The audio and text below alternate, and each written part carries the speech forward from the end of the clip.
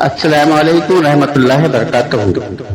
الحمدللہ رب العالمین والصلاة والسلام علی سید الانبیاء والمرسلین۔ میرے محترم سامعین، آج ہم بات کرنے جا رہے ہیں اس ہستی کے یوم ولادت پر جن کی آمد سے دنیا کی تاریخیاں روشنیوں میں بدل گئیں، جن کے وجود کی برکت سے انسانیت کو حقیقی ہدایت اور سکون ملا۔ وہ ہستی جنہیں اللہ تعالیٰ نے رحمت للعالمین بنا کر بھیجا، جن کا ذکر خود قرآن نے کیا اور جن کی محبت ایمان کا جزو ہے۔ جب حضرت محمد صلی اللہ علیہ وسلم کی ولادت کا وقت آیا، اس وقت حضرت بی بی آمنہ رضی اللہ تعالیٰ عنہ گھر میں تنہا تھیں۔ حضرت جبرائیل علیہ السلام نے آپ کی تنہائی کی اطلاع دربار خداوندی میں پیش کی۔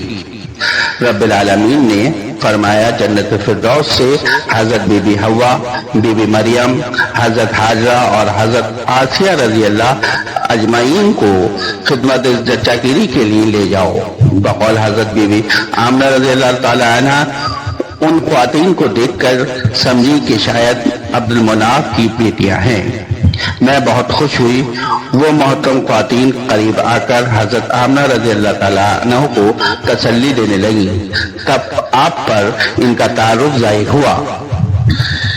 حضرت بی بی آمنہ رضی اللہ تعالیٰ فرماتی ہیں کہ اس شب کو میرے گھر میں چراغ نہ تھا، باوجود اس تاریکی کے گھر ایسا روشن ہو گیا کہ اس کی روشنی سے سوئی میں دھاگا بھی پرو دوں۔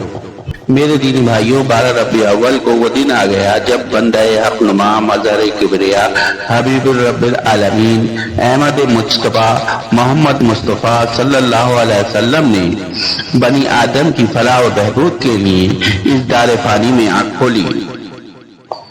حضور کی والدہ محترمہ کا بیان ہے کہ ایک آواز غیبی میں نے سنی کہ نومولود کو چند روز چشم انسانی سے پوشیدہ رکھو، اور دیکھا کئی آدمی آفتابہ عطریات، خوشبوئے مشک و عنبر لے کر کھڑے ہوئے ہیں۔